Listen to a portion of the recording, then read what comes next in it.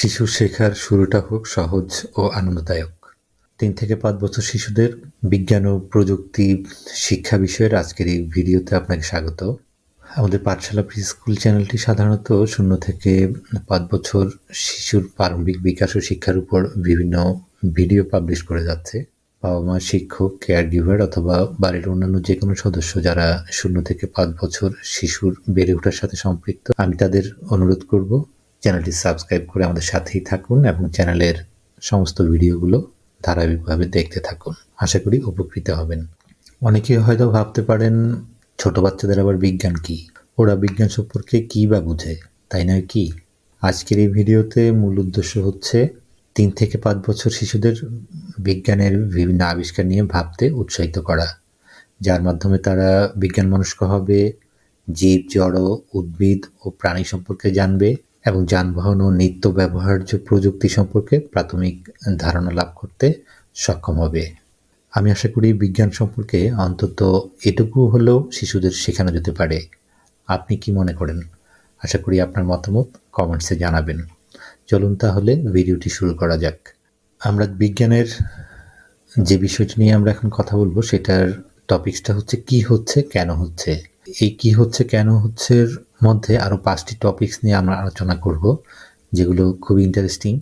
এই জিনিসগুলো শিশুদেরকে শেখানোর উদ্দেশ্য হচ্ছে শিশুরা তাদের অভিজ্ঞতার আলোকে অনুমান, ব্যাখ্যা ও সিদ্ধান্ত গ্রহণ করতে পারবে এবং ছোটোখাটো বিভিন্ন ঘটনার কার্যকারণ ব্যাখ্যা করতে পারবে।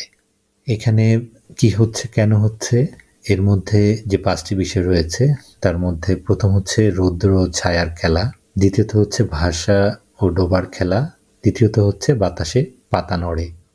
এই 3টি আমি এই স্লাইডে আপনাদের সামনে আলোচনা করছি। রৌদ্র ছায়ার খেলা, যেটা আমরা একটা শিশুকে বাহিরে নিয়ে যখন রোদ থাকে তার যে ছায়া আছে, সেই ছায়ার কেন পড়ে, ছায়া কেন দীর্ঘ হচ্ছে, শিশু যখন নড়ে চড়ে বা আমরা যখন নড়ে চড়ি বা আমাদের হাত পা নাড়ালে সেটাও ছায়াও নড়ে, এই যে ছায়ার যে বিষয়টি আছে সেটা আমরা চাইলে এই বাইরে গিয়ে শিশুদেরকে রোদে নিয়ে সেই শিক্ষাটা বা সেই সম্পর্কে আমরা তাদেরকে একটা স্পষ্ট ধারণা দিতে পারি।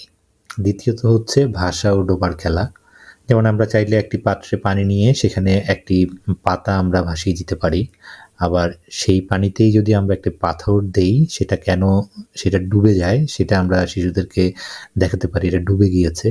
এখন পাতা কেন ভেসে আছে আর পাথর কেন ডুবে গেছে সেই জিনিসটা আমরা শিশুদের সামনে উপস্থাপন করতে পারি এবং তাকে বোঝানোর চেষ্টা করতে পারি, এবং এখানে যেটা সায়েন্স কাজ করছে সেটাও আমরা শিশুদেরকে বোঝাতে পারি বা একটা তাদেরকে ধারণা দিতে পারি।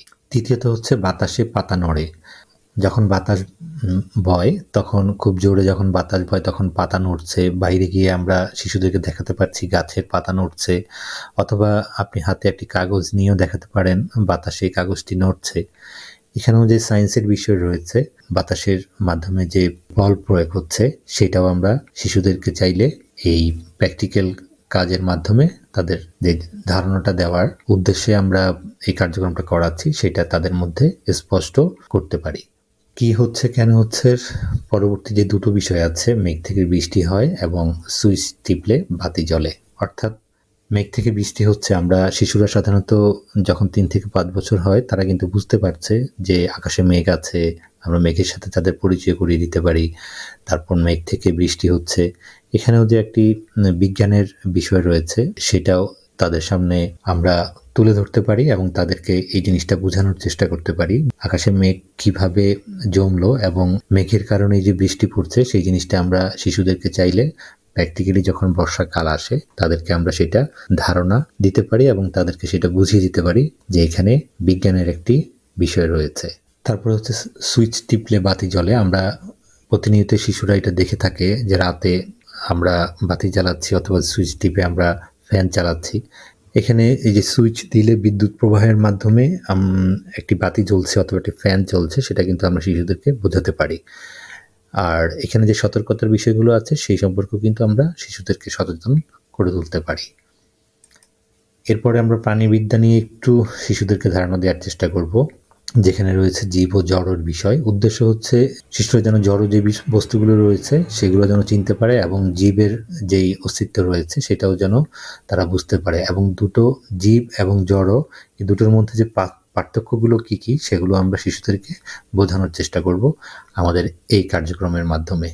এর পাশাপাশি আমরা উদ্ভিদ ও প্রাণীর যেই পার্থক্য রয়েছে সেটাও আমরা শিশুদেরকে আমরা বোঝাবো, যে উদ্ভিদ সম্পর্কে তাদেরকে একটা ধারণা দেওয়া হবে এবং প্রাণী সম্পর্কে একটা ধারণা দেওয়া হবে, এবং দুটোরই প্রাণ আছে কিন্তু পার্থক্য কোথায় সেই জিনিসগুলো আমরা শিশুদেরকে বোঝানোর চেষ্টা করব, এবং তারা যেন নিজ থেকে সেই পার্থক্যগুলো বলতে পারে বা করতে পারে সেজন্য তাদেরকে সহজ তথ্য প্রদানের মাধ্যমে জিনিসটা বুঝিয়ে দেওয়ার আমাদেরকে চেষ্টা করতে হবে। তারপরে রয়েছে প্রযুক্তির যে বিষয়টি রয়েছে সেটা সম্পর্কে শিশুদেরকে ধারণা দেওয়ার জন্য আমি এখানে ৩টি বিষয়কে উল্লেখ করেছি। যেমন দৈনন্দিন জীবনে ব্যবহৃত সাধারণ যে যন্ত্রপাতি বা সরঞ্জামাদি রয়েছে সেগুলো আমরা শিশুদেরকে পরিচিত করে দিতে পারি, এবং এটার উদ্দেশ্য হচ্ছে যে আমাদের জীবনের ব্যবহারে যেসব যন্ত্রপাতিগুলো রয়েছে সেগুলো সে চিনতে পারবে এবং কোনটার কী কাজ সেটা সে বলতে পারবে। ২ নম্বরে রয়েছে ঘুরে বেড়ায় যানবাহনে।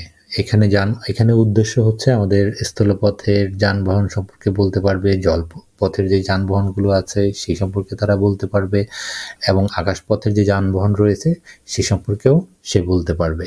তারপরে হচ্ছে প্রচলিত ও পরিচিত প্রযুক্তি, অর্থাৎ দেশের সর্বত্র প্রচলিত ও পরিচিত যেসব প্রযুক্তিগুলো রয়েছে, যেমন ঘড়ি, ইঞ্জিন চালিত নৌকো, ব্যাটারি চালিত রিক্সা ইত্যাদি এ ধরনের যেসব প্রযুক্তির মাধ্যমে পরিচালিত হয়, আমাদের সচরাচর যেসব বিষয়গুলো দেখা যায় সেগুলোর সাথে তাদের পরিচিত করানো, যেন সে সেগুলোর নাম ও কাজগুলো বলতে পারে। সেই উদ্দেশ্যেই আমাদের এই প্রচলিত অপরিচিত যে প্রযুক্তি রয়েছে সেগুলোর সাথে শিশুদেরকে আমরা পরিচয় ঘটাবো।